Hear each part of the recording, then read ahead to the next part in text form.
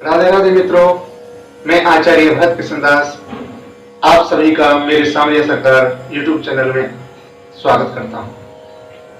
आज का विषय है एकादशी व्रत। एकादशी व्रत कैसे रखना चाहिए, क्यों रखना चाहिए और एकादशी व्रत ही क्यों रखना चाहिए। एकादशी व्रत रखने के क्या नियम है, इसकी पूजा का क्या विधान है, भगवान को प्रसन्न करने के लिए किन मंत्रों का हमें जाप करना चाहिए, एकादशी व्रत का पारण कैसे करना चाहिए, एकादशी व्रत में हमें किन वस्तुओं का दान करना चाहिए और इस व्रत में क्या खाना चाहिए और क्या नहीं खाना चाहिए।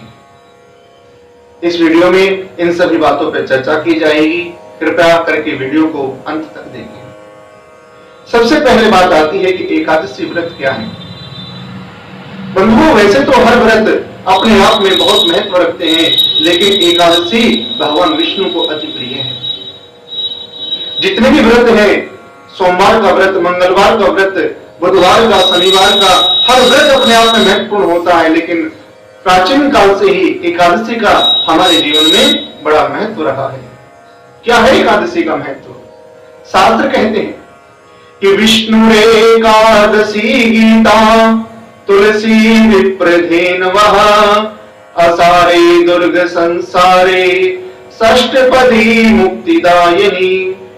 विष्णु एकादशी गीता तुलसी विप्रधेनवः। विष्णु, एकादशी, गीता, तुलसी, ब्राह्मण और गाय, ये भगवान को अति प्रिय है। जो भी व्यक्ति एकादशी का व्रत तो छोड़ो, अगर एकादशी शब्द भी एकादशी के दिन उच्चारण कर लेता है ना, तो भव सागर से पार हो जाता है। इतना प्रिय है भगवान विष्णु को यह।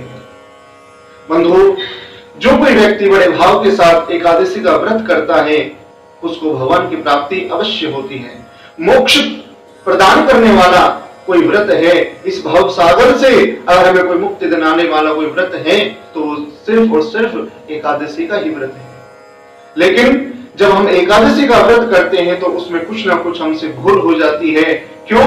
क्योंकि हम सारे नियम नहीं जानते, और जब तक किसी भी कार्य का उसको करने का ढंग हमें नहीं आएगा, तब तक हम उसका जो पूर्ण फल है उसको प्राप्त नहीं कर पाएंगे। इसलिए इस वीडियो में आपको बताऊंगा कि एकादशी व्रत के नियम क्या होते हैं। देखिए बंधुओं, एकादशी जब रखी जाती है तो यह शुक्ल पक्ष से प्रारंभ करनी चाहिए।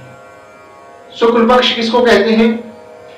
अमावस्या के बाद जो तिथि चालू होती है उसको शुक्ल पक्ष कहा जाता है, और पूर्णिमा के बाद जो तिथियां लगती हैं उसको कृष्ण पक्ष कहा जाता है। शुक्ल पक्ष से ही हमें इन व्रतों को रखना चाहिए।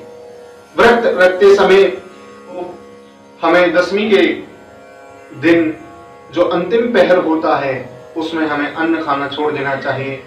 दशमी की रात्रि को, पूरा एकादशी के दिन को, और फिर जब तक द्वादशी तिथि का अंत नहीं आ जाता तब तक हमें अन्न नहीं खाना चाहिए। जब हम अपने व्रत का पारण करें उसी समय हमें अन्न लेकर के अपने व्रत का पारण करना चाहिए, अन्यथा हमें अन्न का स्पर्श बिल्कुल नहीं करना चाहिए। बंधुओं, जब हम एकादशी का व्रत रखते हैं तो एकादशी वाले दिन ब्रह्म मुहूर्त में हमें उठ जाना चाहिए। ब्रह्म मुहूर्त में उठ करके अपने प्रातःकाल कार्यों से निवृत्त होकर के स्नान करना चाहिए।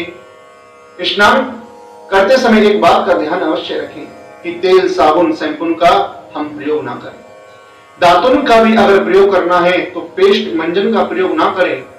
दातुन तोड़कर भी लकड़ी को चबा करके दातुन नहीं करनी चाहिए, बल्कि नींबू, आम या जामुन के पत्तों को खा करके हमें अपने मुख को शुद्ध करना चाहिए। या फिर हमें जल लेकर के कुल्ला करें, 12 बार कुल्ला करें, जिससे कि हमारे मुख की शुद्धि हो जाए। बंधुओं, उसके पश्चात हमें जो वस्त्र पहनने चाहिए उसमें हमें पीले या सफेद रंग के वस्त्र ही पहनने चाहिए। काला वस्त्र या नीला वस्त्र हमें एकादशी वाले दिन नहीं पहनना चाहिए। बंधुओं, और बात आती है कि हमें इसमें झाड़ू नहीं लगाना चाहिए। देखिए, जब हम एकादशी के दिन घर में झाड़ू लगाते हैं तो अनेक चींटियां, कीट पतंग उस झाड़ू लगाते वक्त मर जाते हैं। इसलिए हमें झाड़ू नहीं लगाना चाहिए, हमें झाड़ू लगाने से परहेज करना चाहिए। एकादशी के दिन बाल नहीं कटवाने चाहिए, नाखून नहीं काटने चाहिए और ब्रह्मचर्य का पालन करना चाहिए। बंधुओं, व्रत रखने का तात्पर्य सिर्फ यही होता है कि ज्यादा से ज्यादा हम भगवान का भजन कर सकें। इसलिए हमें ऐसा भोजन करना चाहिए जिसे खाकर के हमें नींद ना आए। ज्यादा सोना नहीं चाहिए, ज्यादा से ज्यादा ठाकुर जी का भजन करें, भगवान का नाम जप करें। ज्यादा बोलना भी नहीं चाहिए, क्योंकि जब हम ज्यादा बोलते हैं तो अनायास ही, ना चाहते हुए भी हमारे मुंह से कभी कभार ऐसा शब्द निकल जाता है जिससे किसी के दिल को ठेस पहुंच जाती है। और यदि व्रत के दिन अगर हम यह कार्य करते हैं तो ना चाहते हुए भी हमसे अपराध हो जाता है। इस दिन हमें झूठ नहीं बोलना चाहिए, क्रोध नहीं करना चाहिए और हो सके हमेशा दूसरों की भलाई के लिए ही हमें प्रयत्न करना चाहिए। ये होते हैं एकादशी व्रत के नियम। अब बात आती है कि एकादशी का पूजन कैसे करना चाहिए, एकादशी पूजन की क्या विधि है। बंधुओं, स्नानादि करने के पश्चात हमें सूर्य को अर्घ देना चाहिए। एकादशी के अधिष्ठात्री देवता जो है वो भगवान विष्णु है। इसलिए हमें एक आसन पर भगवान विष्णु की चांदी की, स्वर्ण की, मिट्टी की, किसी भी प्रकार की शुद्ध प्रतिमा लेकर के, खंडित प्रतिमा ना हो, सुंदर प्रतिमा लेकर के किसी चौकी पर पीला या लाल वस्त्र बिछा करके उनको आसन देना चाहिए। आसन देने के पश्चात भगवान विष्णु का आवाहन करना चाहिए। आवाहन करने का मंत्र हो सकता है कि कस्तूरी तिलकम ललाट पटले वक्षस्थले कौस्तुभम नासाग्रे वरे मोक्तिकम करतले वेणु करे कंकणम सर्वांगे हरिचंदनम सुललितम कंठे च मुक्तावलिम गोपस्त्री परिवेष्टितो विजयते गोपाल चूड़ामणि। ओम विष्णवे नमः, ओम विष्णवे नमः, ओम विष्णवे नमः। इस तरह से भगवान विष्णु का आह्वान करें।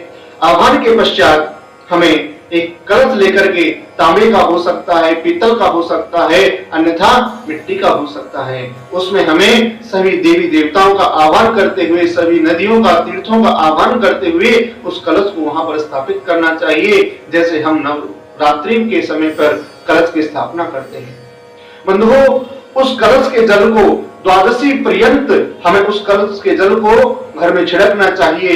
नहाने में भी उसको प्रयोग कर सकते हैं, जिससे हमारे तन की, हमारे मन की और हमारे घर के वास्तु की शुद्धि होती है। इसके पश्चात बंधुओं, हमें भगवान विष्णु का आह्वान करने के पश्चात हमें जल के साथ, दूध दही के साथ, पंचामृत के साथ भगवान का अभिषेक करना चाहिए। आप अभिषेक करते समय ओम नमो भगवते वासुदेवाय मंत्र का जाप कर सकते हो, या फिर अगर आपको पुरुषोक्त आता है तो पुरुषोक्त के साथ भी भगवान विष्णु का आप अभिषेक कर सकते हो। बंधुओं, इसके पश्चात मूर्ति को स्वच्छ कपड़े के साथ पहुंचने के बाद में हम उनको सुंदर वस्त्र पहनाएं, पीतांबरी पहना सकते हैं, या जैसी भी हमारी मूर्ति है उसकी सुविधा के अनुसार हम ठाकुर जी को वस्त्र पहना देते हैं। वस्त्र पहनाने के बाद हमें चंदन के साथ भगवान को तिलक करना चाहिए। चंदन ना हो तो कुमकुम या हल्दी के साथ भी हम भगवान विष्णु को चंदन तिलक अर्पित कर सकते हैं। उसके पश्चात हमें तिलक लगाना चाहिए। तिलक लगाने के पश्चात हमें भगवान विष्णु के सम्मुख एक देसी गाय के घृत से हमें दीपक जलाना चाहिए। इस बात का ध्यान रखें कि जो घी हो वो बड़ा शुद्ध हो, और देसी गाय का घी मिल जाए तो इससे तो भगवान बहुत प्रसन्न हो जाते हैं, हमारे घर में लक्ष्मी की वृद्धि होती है। बंधुओं, उसके पश्चात हमें नैवेद्य का भोग लगाना चाहिए और भगवान से यह कामना करनी चाहिए कि हे भगवान, मेरा जीवन आपके लिए ही हो, आपकी भक्ति मुझे प्राप्त हो। और भगवान से एकादशी व्रत के निमित्त कोई भी कामना नहीं करनी चाहिए। बंधुओं, अब आती है बात कि एकादशी व्रत के दिन हमें किस मंत्र का जाप करना चाहिए। यह बड़े ध्यान से सुने। देखिए बंधुओं, अगर आप भगवान विष्णु को प्रसन्न करना चाहते हो तो आप बताए हुए मंत्रों का जाप कर सकते हो। सर्वप्रथम आता है कि ओम अम वासुदेवाय नमः, ओम आम संकर्षणाय नमः। ओम अं प्रद्युम्नाय नमः। ओम अह अनिरुद्धाय नमः। ओम नारायणाय नमः। बंधुओं, आप इस दिन विष्णु सहस्त्र नाम, राम रक्षा स्तोत्र, कृष्णाष्टकम और भी अन्य जो भगवान को करने के लिए द्वादशाक्षर मंत्र का आप जाप कर सकते हो। ओम नमो भगवते वासुदेवाय। या फिर आप विष्णु गायत्री का भी जाप कर सकते हो, जो कि इस प्रकार है कि ओम नारायणाय विद्महे वासुदेवाय धीमहि तन्नो विष्णु प्रचोदयात्। बंधुओं, जब हम विष्णु गायत्री का जप करते हैं तो इसको 108 बार अगर हम जप करते हैं तो एकादशी के दिन इसका जप करने से भगवान विष्णु की दया दृष्टि हमारे ऊपर हमेशा बनी रहती है। अब बात आती है कि हमें एकादशी व्रत के दिन क्या खाना चाहिए और क्या नहीं खाना चाहिए। अगर मैं बात करूं तो खाने की कि हम खा क्या सकते हैं, तो बंधुओं इसमें हमें ज्यादा कुछ नहीं खाना चाहिए, क्योंकि ज्यादा खाएंगे तो निद्रा आएगी और निद्रा के कारण हम भगवान का भजन नहीं कर पाएंगे। इसलिए हमें इसमें फलाहारी ही लेना चाहिए, जैसे दूध हो गया, दही हो गया, फल हो गए, केले, अंगूर, संतरा और कूटू का आटा, सिंघाड़े का आटा, जिसके आप पूरी भी बना सकते हो, पकौड़ी भी बना सकते हो। इसमें आपको काली मिर्च और हरी मिर्च का ही प्रयोग करना है, लाल मिर्च इसमें ना डालें। हल्दी का प्रयोग इसमें ना करें। अगर चावल इसमें हम नहीं बना सकते, चावल की जगह हम समा के चावल की खीर बना सकते हैं और खीरा, ककड़ी, हलवा आदि का हम प्रयोग कर सकते हैं। लेकिन बंधुओं, एक बात का विशेष ध्यान रखें कि जब हम भोजन खाते हैं तो उससे पहले हमें ठाकुर जी का भोग लगाना चाहिए, और भगवान विष्णु को जब भोग लगाया जाता है तो उसमें तुलसा जी का स्पर्श अवश्य कराया जाता है, क्योंकि तुलसा की बड़ी महिमा है। तुलसा की महिमा अगर आप जानना चाहते हैं कि तुलसा किस प्रकार अपने घर में लगानी चाहिए, बहुत लोगों का प्रश्न होता है कि महाराज हमारी तुलसा सूख जाती है, उसका हम क्या करें, आदि जो भी संबंधित प्रश्न है डिस्क्रिप्शन में मैं आपको लिंक दिया है, आप उस लिंक पर जाकर के देख सकते हैं कि तुलसा अपने घर में कैसे लगाएं और तुलसा लगाने के नियम क्या होते हैं, पूजा करने की विधि क्या होती है। अब बंधुओं बात आती है कि हमें क्या नहीं खाना चाहिए। तो बंधुओं देखो, इसमें लहसुन, प्याज, गाजर, गोभी, पालक, तंबाकू, बीड़ी, सिगरेट, दारू आदि का सेवन हमें नहीं करना चाहिए। एकादशी के दिन इन चीजों का सेवन हमें कभी नहीं करना चाहिए। अब बात आती है बंधुओं कि एकादशी के दिन हमें व्रत का पारण किस प्रकार करना चाहिए।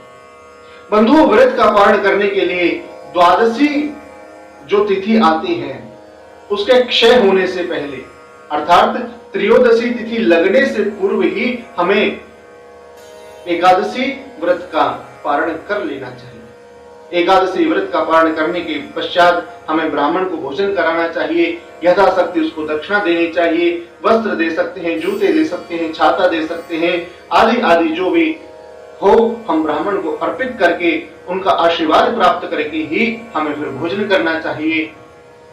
इससे भगवान नारायण की कृपा हमारे ऊपर हमेशा बनी रहती है। बंधुओं, आपको मेरा यह वीडियो कैसा लगा आप मुझे डिस्क्रिप्शन बॉक्स में अवश्य बताएं, अपना कमेंट अवश्य करें। बंधुओं, अगर आपके जीवन की कोई समस्या है, आपका कोई प्रश्न है जो आप हमसे पूछना चाहते हैं, कमेंट बॉक्स में जाकर के आप अपना प्रश्न लिख सकते हैं। जल्द ही हम उस पर कोई वीडियो अवश्य बनाएंगे। आशा करता हूं कि आपको मेरी वीडियो पसंद आई होगी। अगर आपको वीडियो पसंद आई है तो वीडियो को लाइक करें और ज्यादा से ज्यादा इसको शेयर करें, ताकि हमारे सनातन धर्म से संबंधित जो भी जानकारियां आप तक पहुंचती हैं वह जन जन तक पहुंच सके और सभी जगह हमारे सनातन धर्म का प्रचार प्रसार हो सके, सभी हमारे धर्म के विषय में जान सके। जय श्री राधे।